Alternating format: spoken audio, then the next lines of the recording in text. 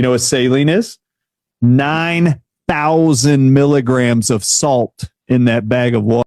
If you had a heart attack today or had stroke level high blood pressure and you called an ambulance, do you know what the first thing there is they're going to inject inside of you when you get in the ambulance and they take you to the hospital? Without ever talking to a doctor, they're going to inject you with saline. You know what saline is? 9,000 milligrams of salt in that bag of water. And guess what happens? Your blood pressure starts coming down. Your kidneys are what release water out of the body. The kidneys operate with what are called sodium potassium pumps. What's another word for sodium? Salt, because the world tells us to eat less salt and our doctors all tell us to eat less salt, need a low sodium diet. Our kidneys don't get the salt they need, and we will start retaining water. And as we retain water, there's now increased pressure on our blood vessel. They don't want you eating it in your food. It's one of the greatest lies in medicine.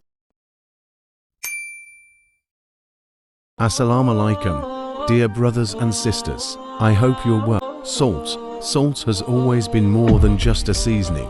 In ancient times, it was so valuable.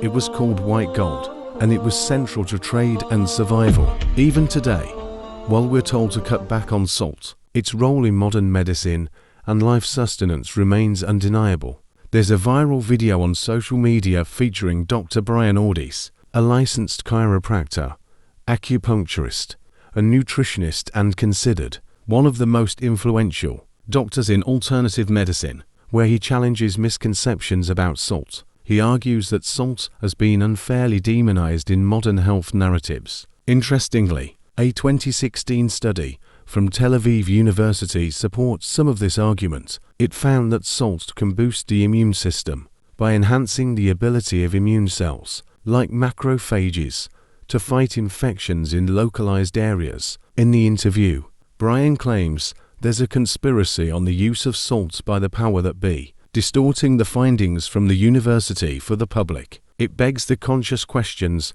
like, what are they hiding? And what are they benefiting from all these lies? The answers are not far-fetched, as Brian uncovered the whole conspiracy of all time. What does Islam say about salt? As a religion that harmonizes faith and science, Islam addresses topics that modern science has only recently begun to understand, like the concepts of Big Bang, oceanology, embryology, cosmology, astrology, ecosystem, anatomy, biology, among others. In the real sense, these examples prove that Islam isn't just a spiritual and antique religion, but a comprehensive, modern and scientific practice, offering predictions and teachings that stand the test of time. On the authority of Ali, Allah be pleased with him, he said, "The messenger of Allah, peace and blessings be upon him, told me, begin your meals with salt and complete it with salt, as it is a cure for 70 diseases,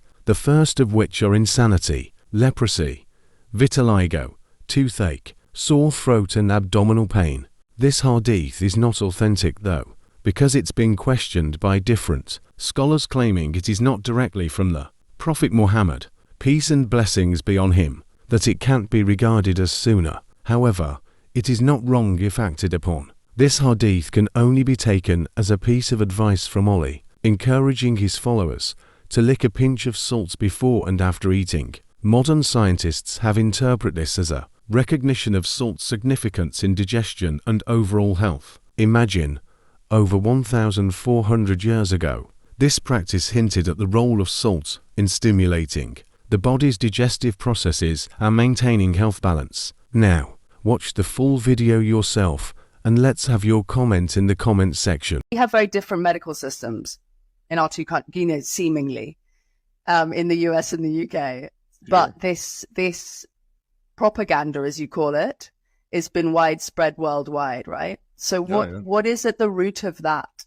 In 2016, this is all you need to know, actually.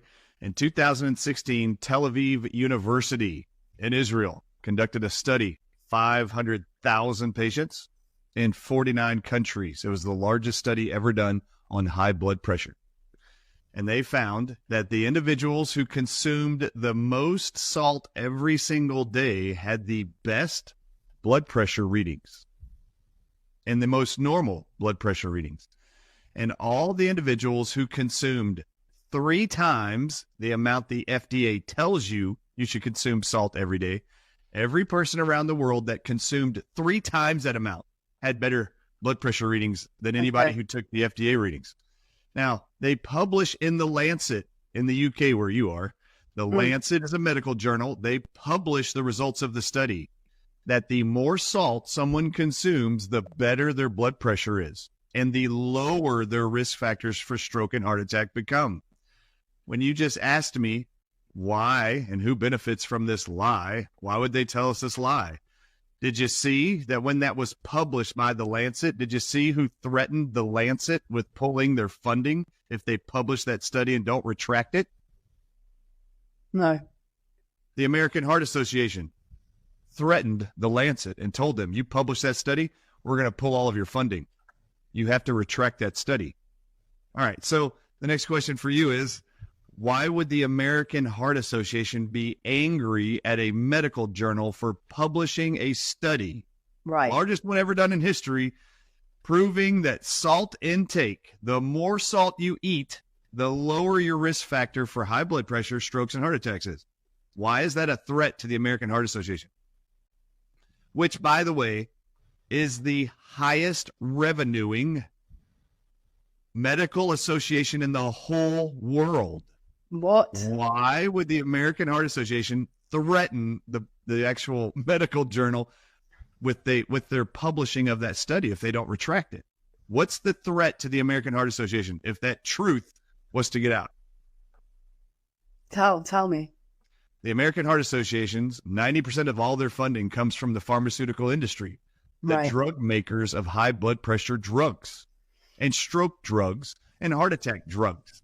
So if the majority of their funding comes to them from high blood pressure drug manufacturers like Merck, Pfizer, and others, of course they're going to see this journal as a threat and this article as a threat, because if people started eating more salt in their diet and they read that study and medical doctors got a hold of that information and that truth, they would start telling their patients to eat more salt. It will reduce sales in high blood pressure medications, stroke medications, and heart disease medications. If the truth gets out that salt in increased amounts than what the governments are telling us will reduce our risk of heart attacks and strokes. So who did the lie benefit the most to tell all of society that salt is bad for you and lower your salt intake? The drug companies. Yeah. The drug companies that make the high blood pressure drugs. Okay. So in order to convince people that fat was bad for them, the drug companies had to lie to medical doctors and in scientific journals and tell them all that when human beings swallow anything with fat in it, their liver will convert that fat into cholesterol. And we have found that cholesterol, as it builds up in your blood, increases the risk of plaque, blood clots, strokes, high blood pressure, and heart disease. Now, who was telling the medical doctors this? Oh, it just happened to be the same drug companies that just created a drug called statins that they figured out in animal studies lowers the amount of cholesterol the liver can make. Okay, this is fun. So once they figured out they had a chemical that actually did in every single mammal they put it inside of it, lowered this thing called cholesterol, then the drug companies had to come up with a way to convince all the medical doctors to promote their drug that lowers cholesterol. Well, what's the best way to sell it to them? Tell them that the number one cause of death around the world typically, which is heart disease, is increased in risk by increased cholesterol. And so if you just tell the medical doctors that lie, they go like this: oh, sweet. So do you have a drug for that? Good. Let me promote it. And will you give me incentives? And will you give me commissions and royalties? And yes, then all the medical doctors will tell you the same damn lie, and they'll never look into it. And the truth is, all along, I mean, how many of you have watched people doing keto diets and carnivore diets and just shredding weight? They lose weight, they're reversing diabetes, and this is them consuming protein and fat, increasing their cholesterol, increasing their fat intake. But what have we been told, especially throughout America, and I'm sure in the UK, what have we been told for 50 years? A low-fat diet is good for you. This whole thing is a lie. We have to reduce the amount of fat people consume to lower their cholesterol. And what has happened ever since? The more cholesterol drugs we sell, The lower the cholesterol levels go in this country and around the world, the higher the incidence of strokes and heart attacks become. And in every single year, those numbers have gone up. That we've actually been listening to this lie and swallowing the pills. It's ridiculous. Well, being lied to about salt, we're being lied to about fats that equal cholesterol. Okay. Did you know at home, everybody, that cholesterol is the backbone required by your hormone glands in your body to make most of your hormones? I mean, you need cholesterol to make testosterone, men. Guess what happens to most men when they start taking a statin drug? They can't have an erection, and they have no sex ambition or drive. Well, where did that go? I mean, 6 months later, you're going to go to your medical doctor and tell them, look, doc, I'm glad my cholesterol numbers are better, but I just have no interest in sleeping with my wife. I can't even get it up. And guess what the MD says? Oh, that's okay. You're in your 40s. This is normal for your age. It's called erectile dysfunction. Here is a little blue pill to help you with that. When in fact, the cholesterol drug you started 6 months ago doesn't allow your body to now make testosterone, because you need cholesterol to make testosterone. And testosterone drives sex drive. It also increases blood flow. So now you can have an erection. So because they lied to you initially and said fat is bad for you, causes cholesterol to go up, which will cause you to have heart disease and increase your risk of that. Take this pill. You take that pill. Now you lower your amount of cholesterol. All the side effects after that are this. Men will no longer have any sex drive, can't get an erection. Now they're going to go on Viagra, which is a drug to offset the side effects of the statin drug and the low-fat diet that you're now on. Okay, that's one. Did you know serotonin, the hormone in every male and female's body, needs cholesterol to be made? Right. Okay, well, what does serotonin do to humans? It makes you feel happy. Yeah. And it makes you feel safe, so there's no anxiety or panic. Oh, really? All right. So now you can't make serotonin. Serotonin is your happy, feel-good hormone. Now you can't make it because you don't have cholesterol to make enough of it. What are you going to report to your medical doctor within 6 months to a year after starting your statin drug? Right. You're going to tell them you're depressed, you're anxious, and guess what your MD is going to tell you? That's okay. This is normal. I'll actually have another drug to offset the side effects of the cholesterol drug and the low-fat diet. And they can sell you more antidepressants than any other drug on the planet. And that is exactly what's happening and has been for the last 40, 50 years. So antidepressants are still the number one most prescribed drugs on the planet, next to cholesterol drugs. What happens when you tell the world to stop eating so much salt? Well, let me explain this to you. Your kidneys take all of your blood and they filter it into urine and they excrete all whatever it is that you don't need in the body. It removes all the excess water out of your body and cleanses the body. Okay? Your kidneys have cells inside of them to convert uric acid into urine and filter out your blood so you can urinate. Your kidneys can't even filter anything in your blood without these pumps doing their job. And these pumps are called sodium, potassium pumps. Yeah. What is sodium? Salt. Salt. Okay, so these are called salt potassium pumps. Okay, Yeah. well, your kidneys require salt to even work. Okay, so if you deprive the kidneys of salt, guess what happens to your kidney function? Do the pumps get better or worse? What do you think? They get worse. They get worse and they slow down. What happens when your body starts retaining water because your kidneys no longer can filter out urine out of your body? Do you retain water or lose more water? You retain more water. You retain it. Will the added water in your body put pressure on your blood vessels and on your heart or reduce it? Yeah. Pressure. It increases it. Increased water, increased pressure. If you increase pressure, what's going to happen to your blood pressure? Yeah. Increase. It goes up. Now, you're not eating salt and your blood pressure is going up. If you tell the whole society to restrict from the time you're born how much salt you consume, all of you, because you're mammals and designed the same way and all have salt potassium pumps in your kidneys, you all over time will produce high blood pressure. And guess what you've created? A whole society of people that are going to go into their medical doctor's clinic with dizziness, headaches, fatigue, and your medical doctor's got to take your blood pressure and go, oh, your blood pressure's high. We got to actually give you a high blood pressure drug. And FDA in America says the maximum amount of salt every day that an American should consume is 2,300 milligrams a day in every 2,400 hours or 24 hours.